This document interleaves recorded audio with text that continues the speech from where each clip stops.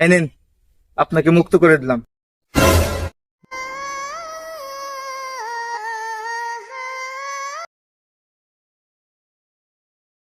চল, মেলায় আড্ডা মাড্ডা দিছি, সন্ধ্যা লাগিয়েছে, চল চলে যাই। সন্ধ্যা লাগলে সমস্যা কি এই জায়গায়? মুরব্বীদের মুখে শুনছি এই যে খেজুর গাছ টাছ আছে না, এখানে বলবো অনেক কিছু ভূত মুত দেখা যায়। তা জায়গাটা বেশি একটা ভালো না। না ভালো থাকলো আজকে এনে আড্ডা দিয়ে দিছি, এই যে ভূত টুত কি আছে সন্ধ্যের পর ওইটাই দেখবো আজকে কি আছে। বেশি সাধুকারী দেখেন লাগবেন না, এনে অনেক লোকই আইসে ভয়টাই পাইছে, পাগল মাগল হয়ে গেছে। বাড়ি যাই চলো। বাড়ি যাবো, আসলে বাড়ি যাবো। চল চল চল ভাই চল। তাহলে তো যাওয়াই দরকার। জায়গাটা বেশি একটা ভালো না।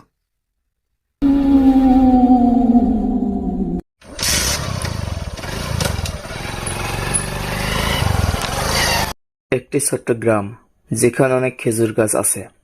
গ্রামের মানুষ বলে এসব গাছের শিকড়ে কোনো অশরীরী শক্তি বাস করে।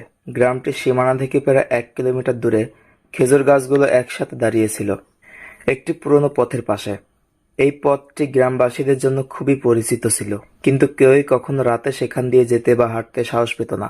বলা হতো রাতে ওই পথ দিয়ে যদি কেউ চলতে চায় তবে খেজুর গাছের মধ্যে থেকে কোনো ভুতুড়ে কিছু বেরিয়ে আসে। একদিন সন্ধ্যাবেলা রাজু নামের এক যুবক তার সাইকেল নিয়ে গ্রামের বাজারে যাচ্ছিল। তার বয়স 25, সাহসী এবং একরোখা টাইপের। সে এমনিতেই বুদ্ধিমান, তবে মাঝে মাঝে তার মাথায় অদ্ভুত চিন্তা ভরে যেত। সেদিন সে সাইকেল চালিয়ে বাজারে যাচ্ছিল, কিন্তু হঠাৎ সে ভাবলো আজ রাত তো অনেক অন্ধকার, যদি খেজুর গাছগুলোর কাছে একটু দাঁড়িয়ে দেখতাম তাহলে কেমন হয়। সে জানতো গ্রামের সবাই খেজুর গাছগুলোর দিকে রাতে যেতে ভয় পায়, কিন্তু তার ভয়ের কিছু ছিল না। রাজু সাইকেল চালিয়ে সে পথের দিকে চলল। গাছগুলো একের পর এক সারিবদ্ধভাবে দাঁড়ানো। রাজু এগিয়ে যাচ্ছিল, তার মনে কোনো ভয় ছিল না।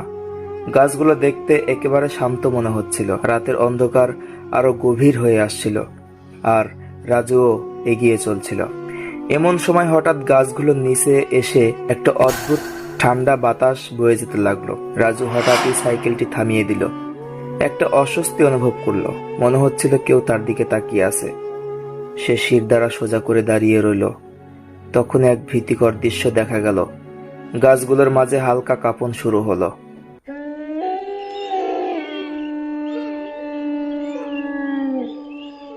এবং সেখান থেকে একটা মৃদু কণ্ঠ শোনা গেল।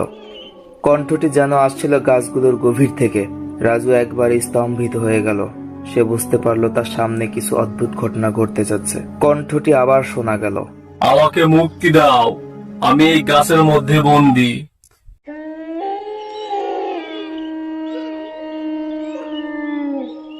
রাজু ভয়ে শ্বাস ফেলে দাঁড়িয়েছিল, কিন্তু তার মনে হয়েছিল এই কণ্ঠের মধ্যে একটা দুঃখ ও ক্লেশ আছে।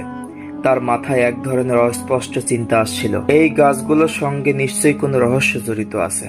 রাজু সাহস সঞ্চয় করে তার সাইকেলটি আবার চালাতে শুরু করলো, তবে এইবার তার পা জোরে জোরে পেডেল করতে শুরু করলো।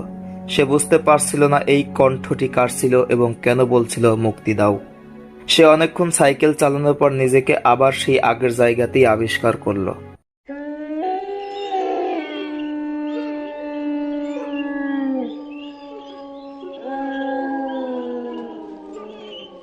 সে বেশ ঘাবড়ে গেল। সে বুঝতে পারছে না এটি তার সাথে কি ঘটে যাচ্ছে। সে আবারও সেখান থেকে চলে আসলো এবং জোরে জোরে সাইকেলের প্যাডেল চালাতে লাগলো। কিন্তু অবাক করার বিষয়, সে আবারও সেই আগের জায়গাতেই চলে এসেছে। সে কি রেখে কি করবে কিছুই বুঝতে পারে না। সে না চাইতেও বারবার তাকে একই জায়গায় নিয়ে আসা হচ্ছে।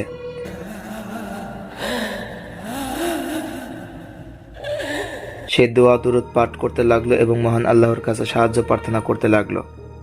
এক পর্যায়ে হঠাৎ এক দুর্বোধ্য অশরীরী রূপ তার সামনে দেখা দিল, মুখে এক অদ্ভুত হাসি। রাজু কিছু বলার আগেই সেই মূর্তিটি আরো কাছে চলে এলো। সে বুঝতে পারলো এটি হয়তো কোনো জিন। রাজু তার সাহস বজায় রেখে বলল, তুমি কি চাও আমার কাছে? আমি বহু বছর এই গাছের মধ্যে বন্দী আছি। আমাকে তুমি যদি মুক্তি করতে পারো তাহলে আমি তোমার কাছে চিরঋণী থাকব।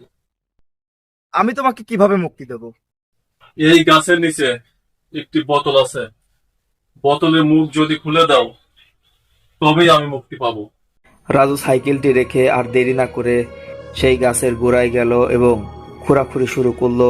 খুব মনোযোগ সহকারে সেই বোতলটি খুঁজতে লাগলো। কিছুক্ষণ পর একটি বোতল বের করে নিয়ে আসলো, যেটি গাছের শিকড়ের মধ্যে আটকে ছিল, এবং সেই অশরীর সামনে গেল এবং তার সামনে বোতলের মুখ আস্তে আস্তে খুলতে লাগলো।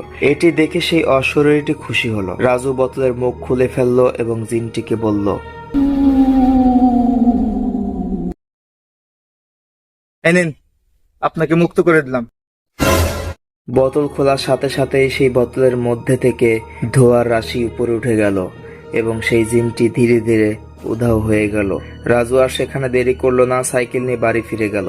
এই ঘটনার পর থেকে গ্রামবাসী সেখান দিয়ে অনায়াসে চলাচল করতে লাগলো। রাজু ভাবতে লাগলো, যদি কেউ কখনো অদ্ভুত পরিস্থিতির সম্মুখীন হয় তবে সাহসী হতে হবে, যেমনটা রাজু ছিল।